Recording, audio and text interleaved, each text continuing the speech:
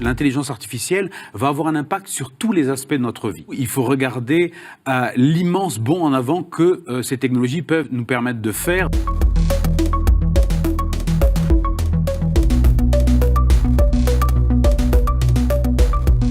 La question, c'est quelle société nous avons vraiment envie de bâtir avec ces technologies.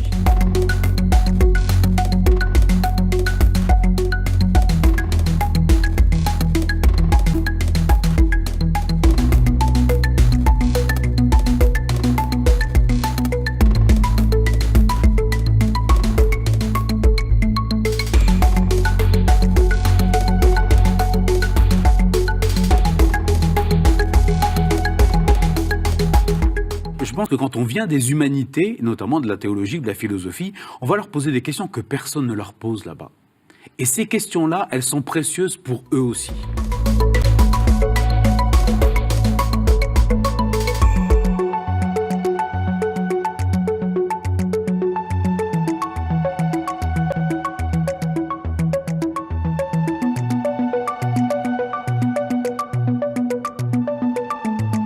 Chaque fois qu'une technologie est mise en œuvre, surtout quand c'est par un gouvernement, par un système de santé, par un système judiciaire, par l'armée ou la police, il faut voir de façon extrêmement large quels vont être les impacts pour l'humain.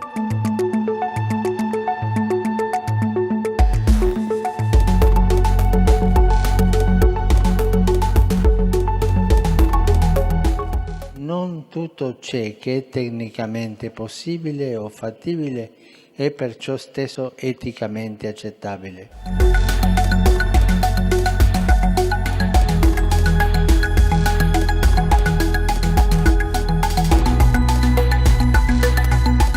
La doctrine sociale de l'Église est transformée par ces technologies qu'on appelle technologies de rupture.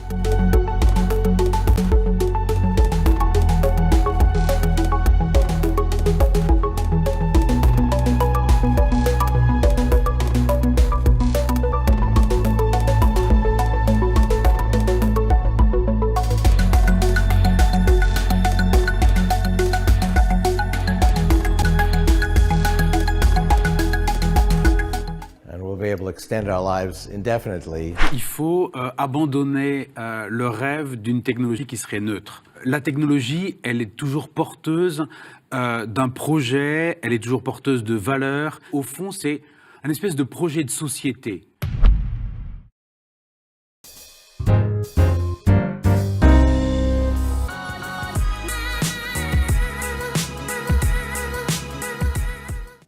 Le réseau optique est un réseau international de recherche pluridisciplinaire qui met autour d'une même table des gens qui viennent de la technologie, du monde des affaires, qui viennent de la société civile, du monde des religions et beaucoup des sciences humaines, anthropologues, théologiens, philosophes, sociologues. Et tous ces gens-là travaillent autour de l'impact des technologies sur l'humain et sur la société.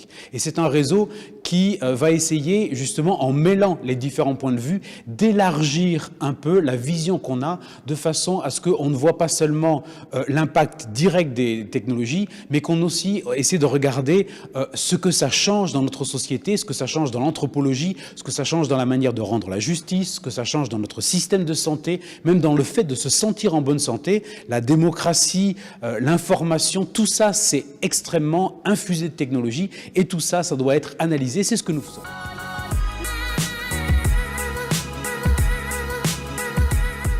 Il y a un an, nous avons demandé à un certain nombre de spécialistes de la technologie, des personnes qui viennent du monde de l'entreprise, de la société, de se rassembler à Paris pour une soirée spéciale, histoire de faire comprendre aux gens quels sont les vrais enjeux qui se cachent derrière les technologies qu'ils utilisent tous les jours. Une technologie comme l'intelligence artificielle que tout le monde utilise, entre la Google Home, entre Siri sur le téléphone, c'est une technologie qui apparaît partout, les chatbots, on les utilise de plus en plus, on s'en aperçoit pas, c'est aussi dans les logiciels utilisés par la police, par la justice, par la santé, et tout ça, ça transforme nos vies et on ne le voit pas toujours. Donc l'idée, c'était de façon assez technologique techno-optimiste et positive, d'essayer de regarder quand même quels seraient les vrais enjeux, de désamorcer certaines peurs inutiles et en revanche de braquer le projecteur sur des lieux qui sont des lieux d'attention. Ça ne veut pas dire que c'est dangereux, mais ça veut dire que ça doit être traité de façon particulière. Et en même temps, ça a permis de mettre en avant un certain nombre d'avantages, ça a permis de mettre en avant